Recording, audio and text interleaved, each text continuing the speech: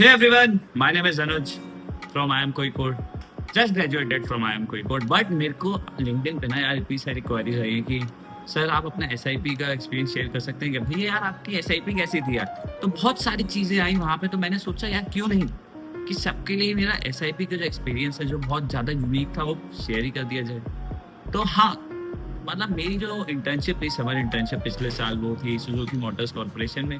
But इसमें unique ये था कि मेरी लोकेशन थी जापान। मेरे कॉलेज से 4-5 लोग ही फॉरेन में गए थे जो अपनी इंटर्नशिप पूरी करे थे, HUL में गए थे, लंदन गए थे, कोई जापान गया था। तो बट उनमें से सिर्फ एक ही लड़का था जो जापान गया था, वो था मैं। तो जब मैं जा रहा था ना, मतलब जब मेरा सिलेक्शन हुआ था यार, लोगों को हमेशा याद था यार मेरे लिए ना जापान से वो ला देना, मेरे लिए ना वो ला देना, ये ला देना, बहुत सारी चीज़ें, क्योंकि यार टेक बेस्ड प्रोडक्ट हो या कुछ भी हो, जापान सब में आगे है। बट मेरा जो POV है ना जापान को लेके, अगर मैं एक वर्ड में बोलना चाहूँ वो है रिदम है यार। रिदम है जापान में कुछ, rhythm as in it's like synchronized यार, सिस्टम है।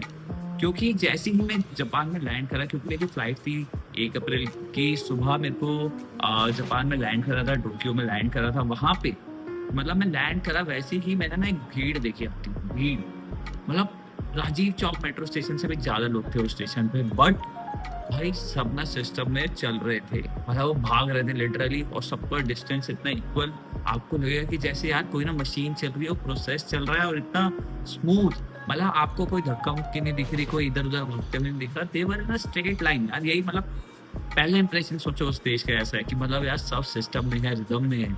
फिर जैसे ही हम वहाँ से टोक्यो से निकले हमामात्सु के लिए, हमामात्सु में जहाँ पे सुजुकी का हेडक्वार्टर है, वहाँ पे मेरी अगले दिन ज्वाइनिंग थी। तो हमें एक गाइड मिले थे, तो वो आए थे, हमें पिक करा, उन्होंने हमें सिखाया क्या सिस्टम है बुलेट ट्रेन में, हमें कैसे जाना है, वहाँ से उतरना कैसे है, हवामात्सु में भी लोकल ट्रेन कैसे लेती है। तो पहले दिन उन्होंने सब सिखाया। तो जो पहले दिन का एक्सपीरियंस था, एक यूनिक एक्सपीरियंस बता रहा हूँ, खाने से रिलेटेड, फूड से रिलेटेड। बहुत सारे लोग मुझसे रिलेट करेंगे यार जो जापान गए हैं इंडिया में रह के, मतलब इंडिया में थे फिर वो जापान गए, घूमने गए या जैसे भी पर्पज़ के लिए गए, जो उनका फर्स्ट एक्सपीरियंस होगा। तो वहाँ पे उन्होंने बोला कि यार आप ना इंडियन खाना ऑर्डर कर लो, आज पहला दिन है। तो हमने सोचा ठीक है यार इंडियन ऑर्डर खाना करते हैं, दाल या कोई चिकन, मतलब नॉनवेज खाता हूँ मैं, तो वहाँ पे सब्जी मंगा ली थी। तो उधर ना एक मेन्यू आता है, मेन्यू में होता है कि आप स्पाइसेस के लेवल जो है आप सिलेक्ट कर सकते हैं। तो मैंने सिलेक्ट करा था, मतलब 1 to 5 के स्केल पे था। And that Japanese guy told me it will be too spicy if you select 5। So we selected 4 और 3।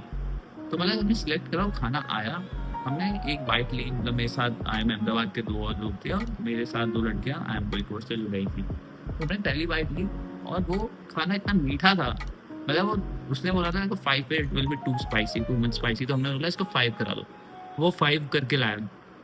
5 भी भाई मीठा खाना था एकदम, मतलब मीठा नहीं था, इससे पता चलता है यार वो ना स्पाइसेस हो गए, सॉल्ट हो गए, ये सब ना बहुत कम खाते हैं।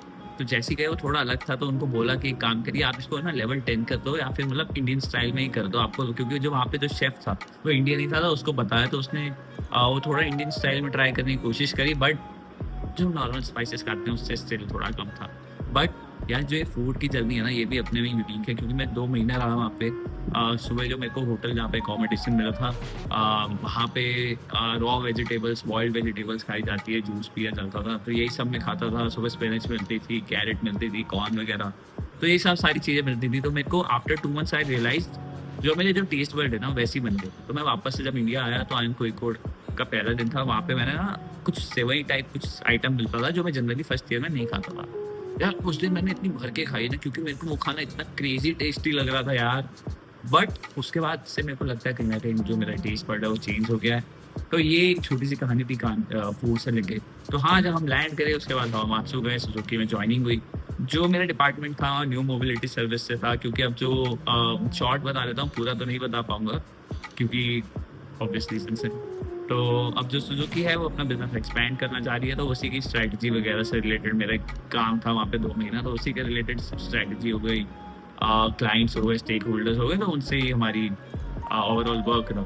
बट जापान का दूसरा एक्सपीरियंस ये है कि वहाँ पे था गोल्डन वीक, मतलब समझ रहे हो आप, जापान गए हो इंटर्नशिप पे और आपको कोई बोले कि यार कल से ना 10 दिन की छुट्टियाँ हैं आपकी, मतलब और आप उसके लिए पेड हो, 2 महीना आपको स्टाइपेंड में मिल रहा है, अब बीच में 10 दिन की छुट्टी। तो हमने कहा यार चलो ओसाका, क्योटो, नारा, कोबे, ये सब की जो जगह है क्यों ना जापान कवर करते हैं। तो हम निकले भाई ट्रिप, भाई इतनी रिगरस ट्रिप, इधर घूम रहे हैं उधर घूम रहे हैं। सुबह उठते हैं 6 बजे, ट्रेन पकड़ते हैं, रात को 12 बजे आ रहे हैं वापस, और पूरे कॉन्टिन्यूसली 10 दिन जापान की लाइफ ये वाली। मैं आखिरी में वीडियो भी डालूंगी, छोटी सी मैंने इंस्टा पे भी रील डाली थी इसकी, तो वो भी यहाँ पे मैं शेयर कर दूंगा क्या थी। बट बेस्ट था भाई, बेस्ट गोल्डन वीक। हम वहाँ पे ओसाका गए, क्योटो गए, दोतमबारी करके एक मार्केट है जो वहाँ की सबसे बेस्ट चीज़ मुझे लगी पर्सनली, क्योंकि यार मैं दिल्ली को, इंडिया को बहुत मिस कर रहा था, और मैंने वापस से भीड़ देखी after a very long time.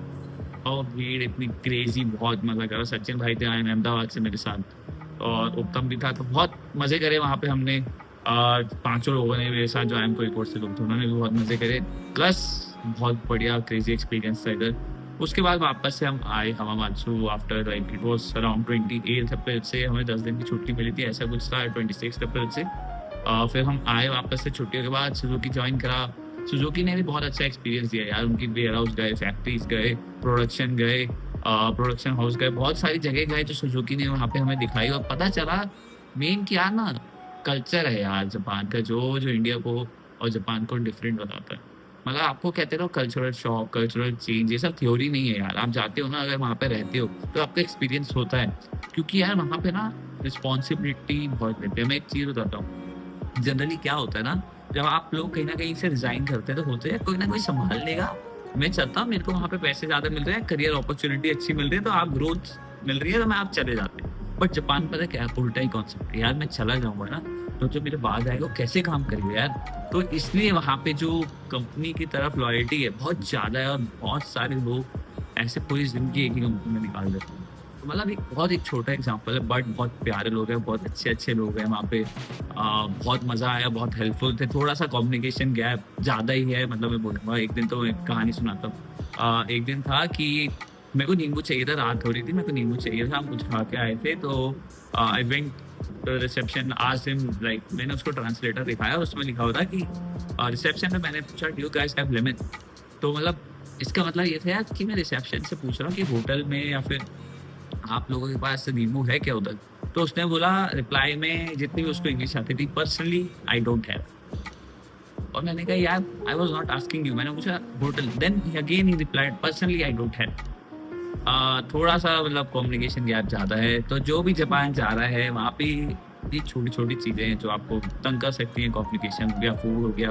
अगर आप वेजिटेरियन है तो आपको लिटरली थोड़ी दिक्कत आने वाली है, क्योंकि अगर आपको वेज भी खाना है तो रॉ वेजिटेबल्स खा लीजिए, या फिर पैकेज फूड मिलता है वो खाइए, या फिर कुकिंग का ऑप्शन मिल रहा है तो obviously well and good, best रहेगा आपके लिए। तो ये थी मेरा ओवरऑल एक छोटा सा SIP एक्सपीरियंस, तो मैंने कहा शेयर कर दूँ। और ये वीडियो जो अब आने वाली है सम अप कर देती है कि मेरा कैसा था वहाँ पे एक्सपीरियंस। तो मिलते हैं अगली वीडियो में। Thank you.